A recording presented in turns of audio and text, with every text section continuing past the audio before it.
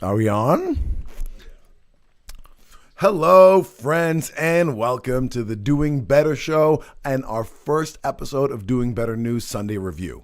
What we're going to be doing every Sunday is we've sort of done a little bit of a separation of some of the politics side of things and our interviews. Our interviews on the Doing Better Show are really focused on shining a light on anyone doing anything positive, certainly in our area in Northern Mass and Southern New Hampshire.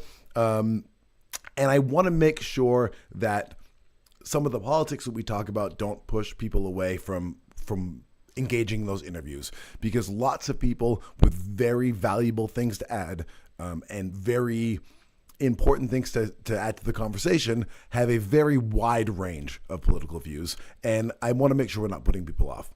That said, I do need to get these takes out because there's so much that I am here to share with you guys. So that's what the show will be for. It will be myself, and then some of our other Doing Better friends will be joining us in the future.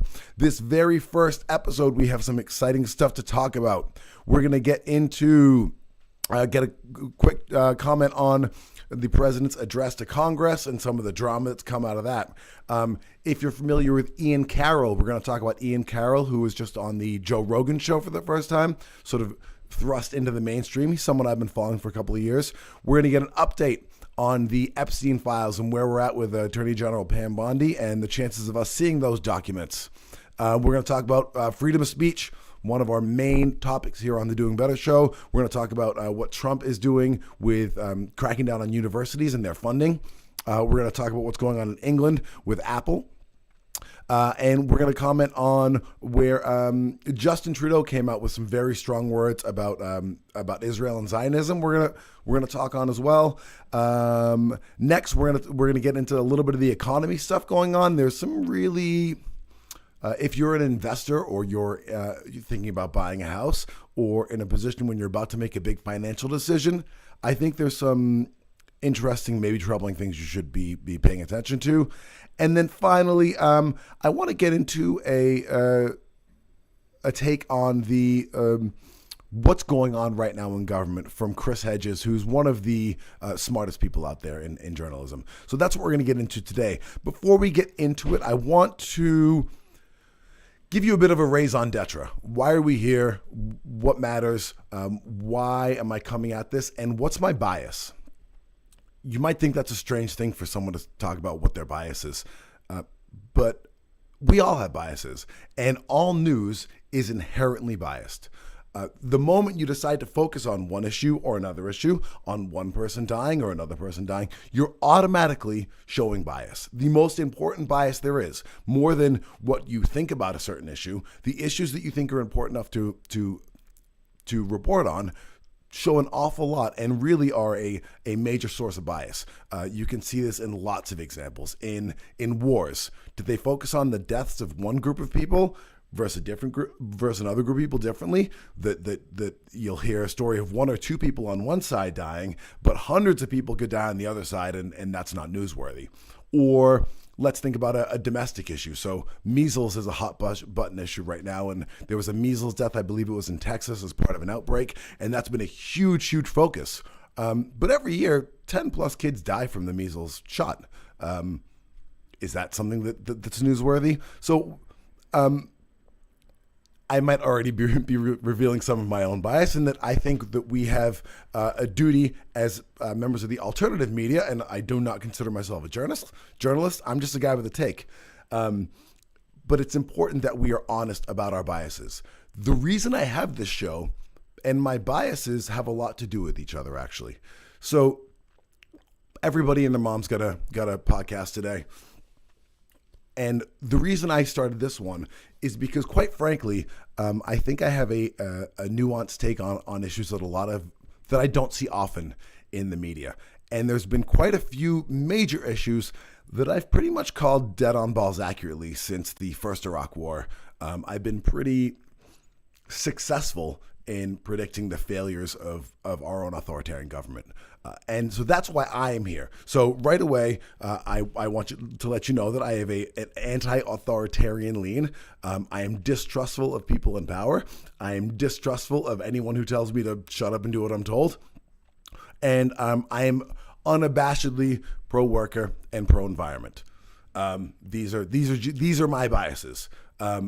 So I want you to keep that in mind, and please feel free to share your perspectives. Tell me how my biases are blinding me, and tell me how I am wrong about issues. I want to hear it.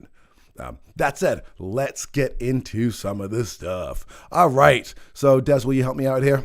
So this week, we had Donald Trump addressing the Congress, and the USA Today put a little compilation together that I will share the 15 seconds with you. So we see Trump getting these many ovations from the Republicans, and then Democrats pissed. Al Green got kicked out of it for interrupting Trump. We had all the Democrats holding up signs, calling Elon Musk a scumbag, calling Trump out for lying, etc., etc., etc. Elizabeth Warren making sure she showed her disrespect, etc. So, what? Tonight, reaction to last night's history. So here's my. I wasn't. If I didn't do this show, I wouldn't have watched the speech. And the reason being is very straightforward. I think it's all theater. I don't buy any of it for a second. And I think it's all very, very silly. No matter what Trump says, two things are going to happen. Everything he says, the Republicans are going to get up and go, it's all good. Oh my God, it's inspiring and more. And no matter what, the Democrats are going to go, right? Then they had that cancer surviving kid, and the Democrats still stood there, and all the Republicans were like, look at you have no heart because you didn't clap for the kid.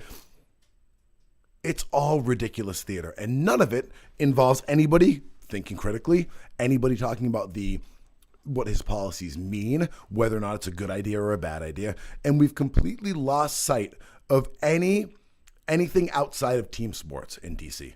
Everything in DC is team sports. You're either Team Trump and everything Trump does is great. Oh my God, thank God for Trump. He's going to save us.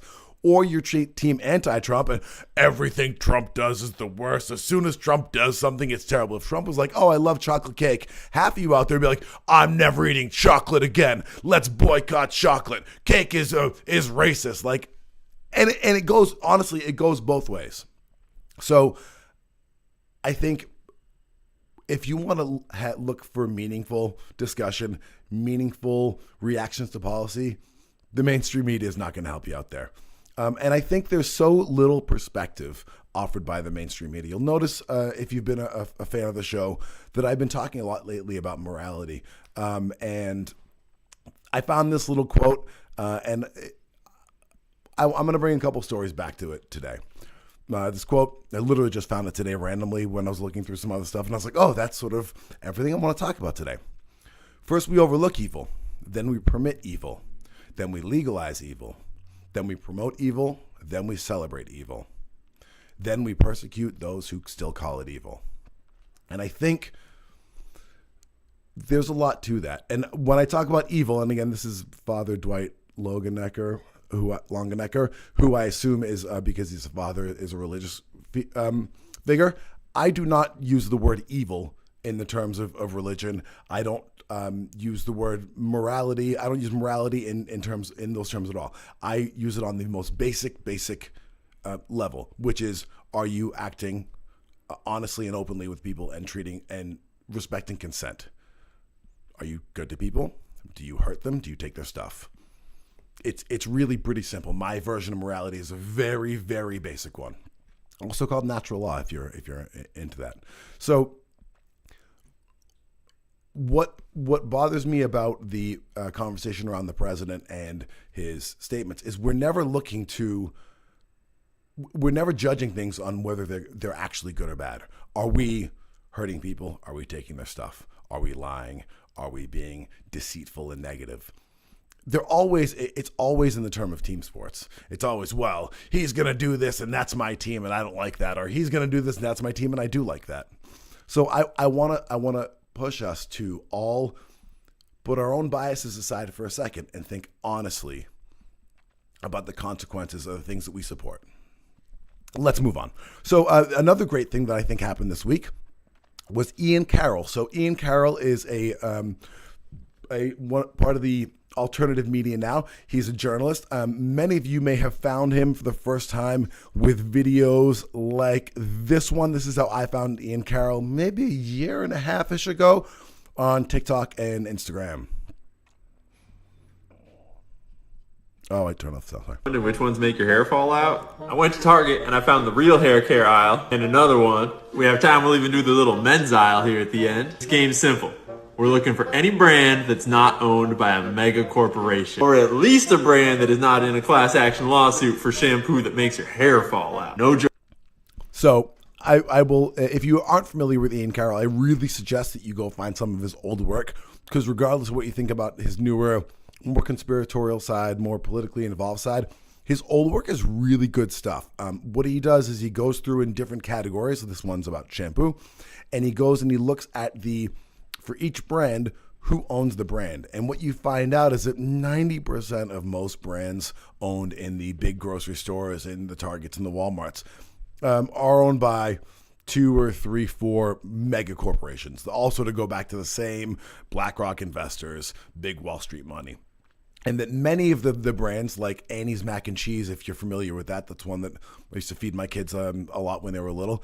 Annie's Mac and Cheese is always sort of like, oh, it's the healthy brand. It's got that nice down-home looking packaging. That was bought years ago by one of the mega corps. The same thing, Tom's of Maine, if you're into Tom's of Maine toothpaste, some of that alternative stuff, that was bought by, I believe, Colgate years ago. So a lot of these, what seem like small brands, are actually not small brands. They're owned by big corporations. And Ian Carroll did got sort of famous on the internet with that information. I thought it was really valuable information. And a great way, honestly, to get famous by doing something that is offering valuable information. So Ian has made it basically to the pseudo mainstream now, the alternative mainstream, and he appeared this past week on Joe Rogan. I don't watch all Joe Rogan episodes, but sometimes they're really interesting. And this was one I thought was pretty interesting. Ian talked a lot about other people's research and spoke a lot about Whitney Webb's work. Another person who we've referred to a lot of times on the show, if you watched our Epstein episode back in season 1, we talked a lot about Whitney Webb's research. She's a very good journalist of the old kind, which is publishing things that people in power don't want published. So Whitney Webb had Ian had referred to Whitney a few times on the show in some of her research, and she had actually commented. I'd seen this comment that she had made and basically sort of followed up and corrected him on some of his takes. And I really thought that the way in which this happened was a great example of how we should dialogue and disagree with each other. There should be nobody in the world that you 100% disagree with on every single thing. The world is an infinitely complex place. We all have our perspective that is entirely unique, and we all disagree on things. We absolutely need a way to have respectful, thoughtful, intelligent discussions from which we can learn and grow. And I just wanted to share Ian Carroll's response to Whitney Webb's response to him. Very often on the internet, these things turn into little bickering fights, and one group gets their guys beside them, and they all go and attack the other team, and the other team does. We get this sort of like internet war of people making rude comments at each other and blocking each other and whatever. And this is the way that Ian Carroll did it, and I just have so much respect for this. I failed to put 10 sound on the Through these 2 books that I prominently cited a lot in my interview with Joe Rogan just the other day, just gave a really great big response to the whole situation on X that I want to highlight. She corrected some things that I maybe misrepresented and got wrong, which is super appreciated. And she gave her take on some things that we should all know about, and I should respond just a little bit to. And first, Media 101, it should be obvious that I do not speak for Whitney Webb, and I do not represent Whitney Webb's work. I represent my own work, and I do my best to read other people's work and to learn from it, but Whitney's way smarter than me. Whitney is way smarter than me. I've read this shit 3 times now, and I still have to take notes and look things up because it's so complex, and obviously she's going to know way more about it than me. So in general, I couldn't agree with more with every single thing that she said here, but I'll address a few specific points. First off, she's really kind in how she words it, but I don't take any offense at her correcting me when I'm wrong, and I actually appreciate it a lot because I learned a fair bit about the bigger picture from this response. And ego doesn't serve anyone. When you're looking for truth, you can't have ego. That is incompatible. She's absolutely right. The best way to understand her book is to read it. And she's out here giving out free links to her books, which is great, but you should really buy it and support her. I'm also a huge fan of the idea of her going on Rogan's platform in the future. That would be a really cool conversation that I would be dying to listen to. She has this really great breakdown of clarifying the nature of the Israeli intelligence world and the network that she's exposing. And at first read, it's like, oh, Epstein was not Mossad, she says, which she's correct about. And she explains that actually this is So we won't, in the interest of time, I won't play the whole video. The tone of that, of his video there, the way he says, oh, she's smarter than me. Here's some clarifications. Of course, I only represent my own work. There's no place for ego in learning. He just 100. This is how we can have respectful conversations about tough issues. And when you're talking about foreign influences or nefarious influences on our own government having outsized control, this is really tough stuff that hits home for a lot of people. It makes people defensive. It makes people angry. And for him to be able to come out and say like, oh yeah, I'm not right. I'm working on this. Here, this is all complicated, all real honest ways of discussing difficult issues. So I just wanted to shout that out. I want you guys, if you have a chance, to go and check out some more of Ian Carroll's work. This is, by the way, not an endorsement of everything Ian Carroll says. I don't follow anyone. I have no heroes. So someone doing lots of great work, 95% of the work they do could be great, and I'll disagree with 5% of it, and vice versa. We can take things for where they're at. So I just wanted to share that with you. And while we're on the topic, let's transition to some Epstein stuff. So as you all well know, the Epstein files are at the front of a lot of people's minds.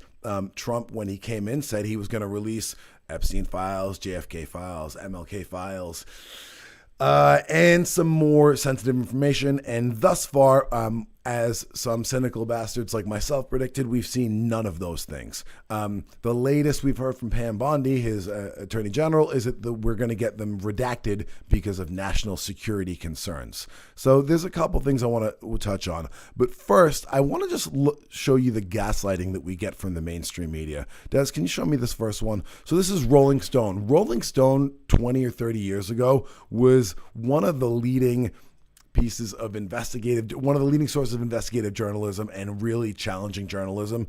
And what a load of shit Rolling Stone has become. That said, so they put the story out. This is the 8th. This is just yesterday, a couple days ago, about the biggest questions remain about the Epstein case.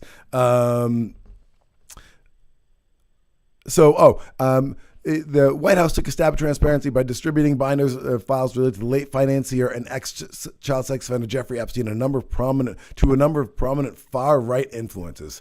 I had the rest of the article here before. It looks like I've lost. Anyway,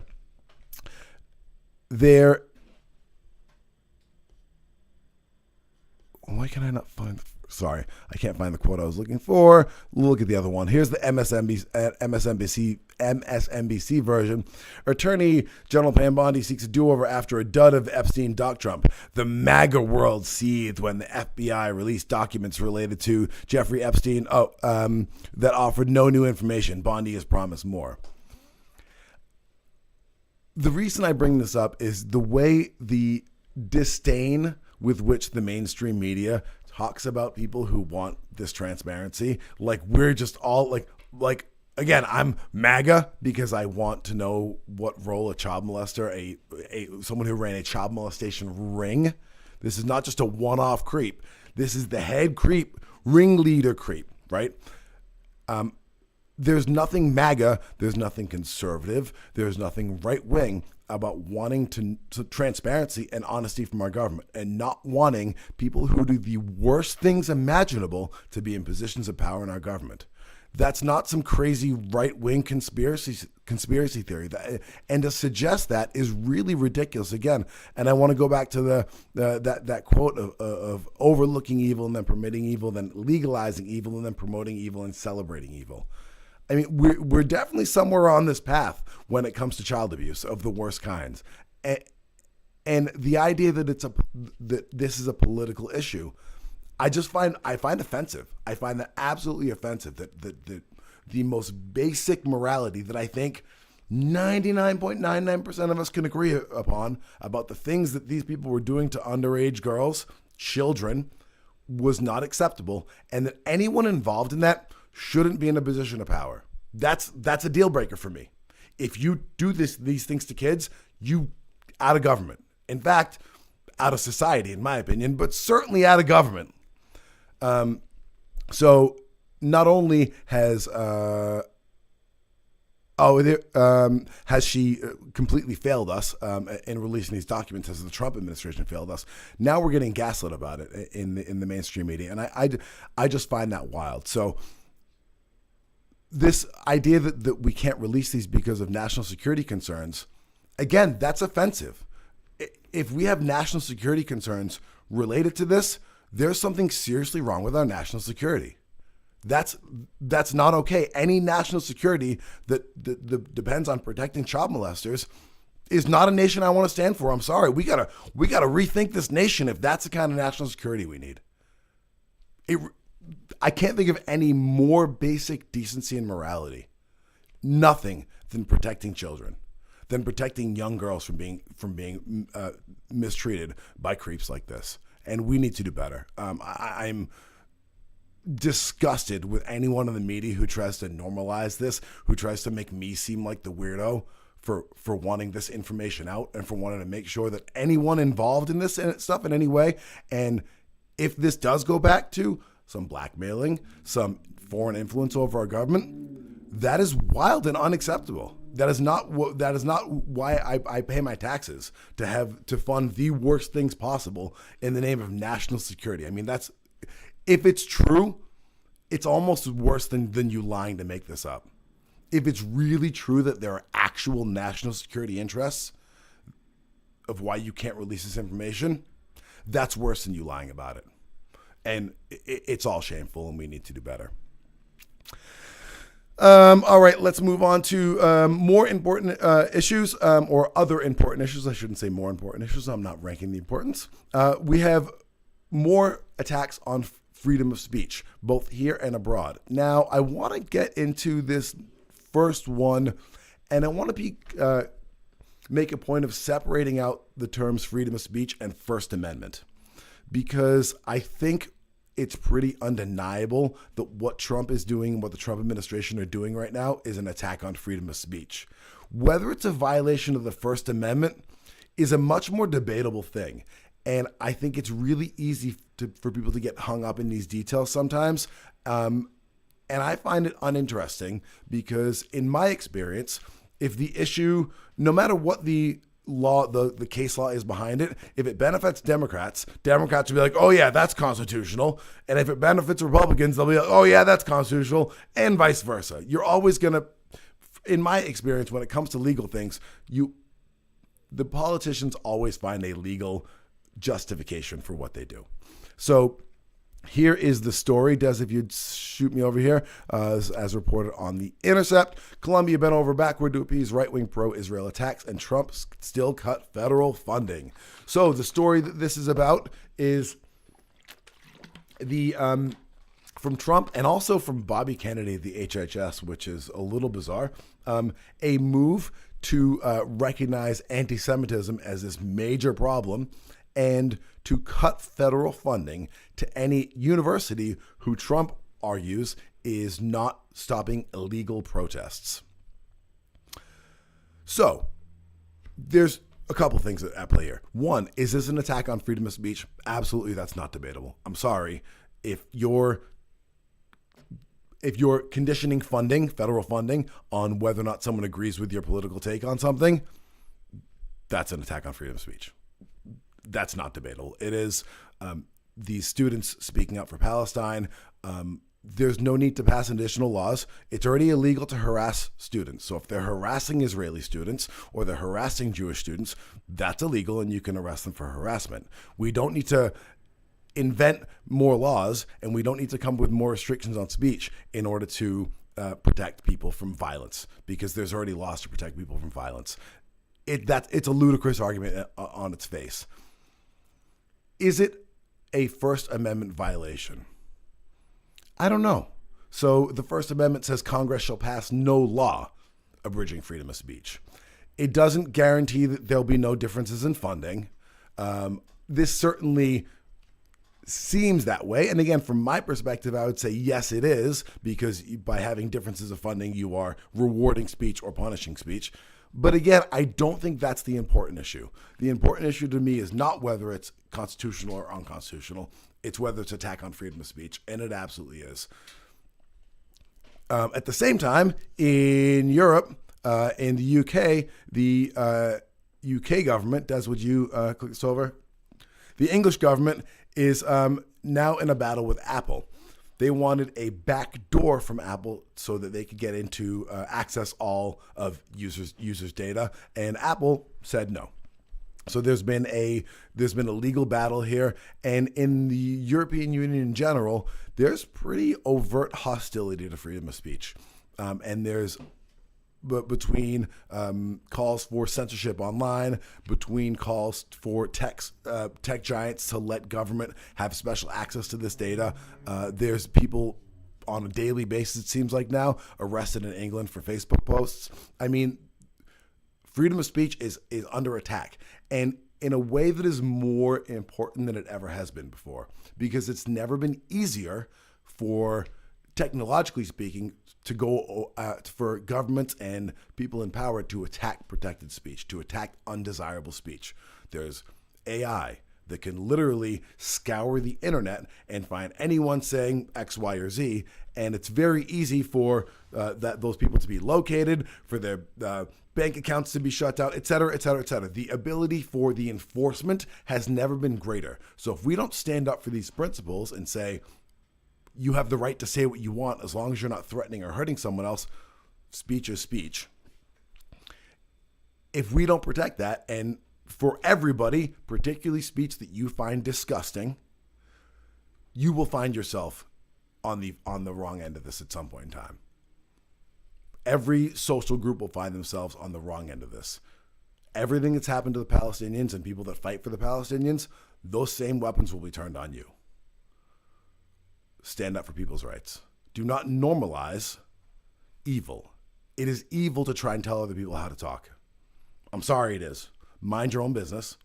Do not control other people. That's a violation of their consent. Consent is the foundation of justice. It's the backbone of justice. As soon as you think it's okay for you to tell other people how to live their lives when it doesn't affect you, you're marching right down that path. Okay, we got a couple more things on the same notes before we wrap up our news. Justin Trudeau, Prime Minister of Canada.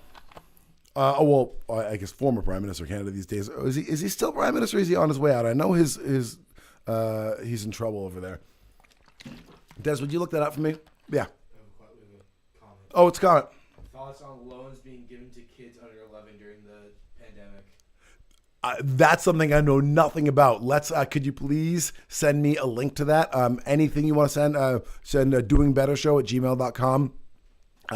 Or put the link in the comment, because we will talk about that next week. I don't know anything about that. So that's good stuff. We have Trudeau here in Canada, and here's his little speech about Zionism. In spite of the fact that it simply means believing in the right of Jewish people, like all people, to determine their own future, is not normal. No one in Canada should ever be afraid to call themselves a Zionist. I am a Zionist. So let's quickly go back to what he said. He says the Jewish people should have a right to self-determination like everybody does. Of course. Every individual should have a right to self-determination. We should all be free in our lives to live our lives the way we please, free of persecution. We should be able to follow the religion we want to follow. We should be able to associate with the people we want to associate with, etc., etc., etc. That's not what anti-Zionists are mad about. Zionism is not saying, oh, just make sure Jewish people are taken care of too. It's a dedication to an ethno-state in Israel. An ethno-state is a state in which people of a certain group have privilege over other people, in which it's a state designed for a certain group of people. And I'm sorry, I don't believe in that. I think that rights are universal. I think you have God-given inalienable rights the moment you're born, regardless of where you live, regardless of where you're born. You should have the right to freedom of speech. You should have the right to determine how your life goes. You should have the right to self-determination, I should say. Sorry, I'm being very ineloquent. You should have all the basic rights, the right to self-defense, the right to practice the religion you want, et cetera, et cetera, et cetera. Those should not be dependent on what country you're born in. Those should not be dependent on if you're born the right race or the right religion in a certain country. And what's happening right now in Israel is an ethno-state. People of Palestinian descent do not have the same rights as Jewish people do in Israel. It just is what it is. And people fighting against Zionism are not against the Jewish people. I don't know anybody who's against Jewish people. Many people I love are Jewish. I have nothing against any of them. Trying to equate a religion or a race with a nation is fucked up, and that's propaganda. Right? If you say I have a problem with the American government, do you say you're anti-white or you're anti-black? There's a lot of black people in America. You must hate black people if you have a problem with the American government. No, that's a stupid, ridiculous thing to say. If I have a problem with the American government, do I hate all white people because it's dominated by white people? No, that's a stupid, ridiculous thing to say. Because I say something against the nation of Israel, a country, not a race, not a religion, a country, a nation with interests, with weapons, all those things. That is no relationship whatsoever to how I feel about Jewish people. And for you to conflate those things, for you to put those things together is racist. It's racist. Cut it out. It's ridiculous. And again, this is the not only have we normalized an evil, which is having an ethno state and treating people differently in a country based on their race or religion. That's fucked up and evil. We've celebrated it and supported it. And now we're attacking the people that criticize having an ethno state. That's not freedom. And we can do better. All right, do we have time for the last couple of things? I think we're almost out of time. Oh, we're well out of time. Okay, before I leave you guys, I want to leave you with something. So I saw a perspective this week that opened my mind up a little bit. Often I find myself lumping the haves, let's call them, the billionaires and the people in government into one group of the rich people. And the oligarchy, call it what you will, or the deep state, call it what you will. Chris Hedges, here on the Jimmy Dore Show, made a really interesting delineation. I'm not sure if I agree with him yet, but I'd love to hear what you guys say on it. So this is just a quick minute, and he talks about this battle between the deep state and the oligarchy. Obviously, there's overlap in those groups, but it's an interesting take on Trump versus the Democrats / Trump and Democrats on same team, etc. If you get where I'm going with that. So check this out. Oh, and I picked up the wrong one. Hold on. It's this one. There we go. So why are they doing? So that I still don't understand. I think it's because he is he ran as a non-interventionist. Trump, he ran on getting us out. That's why they opposed him in 2016, because he said we'll get out of the Middle East. And now he wants to end the Ukraine war and have peace with Russia. So what Jimmy Dore here is trying to get at is a lot of us have struggled with seeing this. Is Trump part of the machine, or is he an outsider? Is he part of the billionaire oligarch deep state, or is he an outsider? And that's what Jimmy's saying. He's like, wait, they're is he really a threat to the establishment? And Chris Hedges has an interesting nuanced take on this. I think that's why the neocon. So that seems No, to be. I think what the election, when you define the election that took place, it was between corporatists and oligarchs, and they're different. So corporatists want stability because they make long-term investments. They want stable trade deals, so they can get all their tax money out of here and import goods without paying tariffs. They want the decorum of an Obama or Biden. I don't know how much decorum he had, but I mean, so oligarchs are different. Oligarchs want chaos. Oligarchs want to rip down the superstructure, and it's because it's pure rentier economics. They want to create toll booths. That's what the cloud capital. It's what Yanis Varoufakis calls techno-fascism. So that's how Jeff Bezos. He doesn't really make anything, but if you want to get anything, you got to pay him to get it. And so that oligarchic control is different from capitalist corporate control. The corporatists backed Harris, the Democratic Party. The oligarchs backed Trump, and they want different things. So as we began the show, we talked about private equity firms. So, Des, did you want to say something? Oh, okay. So that's an interesting take. I don't know if you caught that. So what he's saying is that there is a sort of a split between the rich and the powerful, and that the deep state, well-established corporate types, the military-industrial complex, the companies, the ConAgras that get big subsidies from the government, et cetera, and those that are regulated by government. Those are all they're all pro-Democrat because the Democrats are more stable to the existing power structures, and that the Elon Musks, the Jeff Bezoses of the world are more Peter Thiel. If you're familiar with Thiel, I don't know, for the owner of Palantir, check him out if you want to get into some shit. So those people, the oligarchs, are more pro-Trump because as Trump dismantles the institutions, the deep state, there's all these opportunities in the chaos that arrives whenever there's a chaotic situation. If you have money and security in those moments, you can make an awful lot more money than if there wasn't the chaos. So it's an interesting sort of nuanced take between, rather than there being a single power structure that controls the whole system, that there's multiple sort of overlapping power structures that control different parts of the system. And I don't know what I believe. It's an interesting thought, and I'd love to hear what you guys, what your takes are. Chris Hedges is one of the if you're not familiar with his work, he's a journalist going back 30, 40 years doing really serious, really well thought out work. I really would recommend you checking him out. All that said, I think there's a couple other things I wanted to get to, and as always, I talk too much about the other stuff. There's a couple, so I want to get to next week. We're going to talk, we didn't get to any International Women's Day, and there's a few other issues related because I didn't have a female co-host to actually add that perspective. I hopefully will next week, so we'll talk about the women's issue stuff next week when I'm not talking out of my ass. I also want to get into a little bit, I want to get into a conversation about gambling.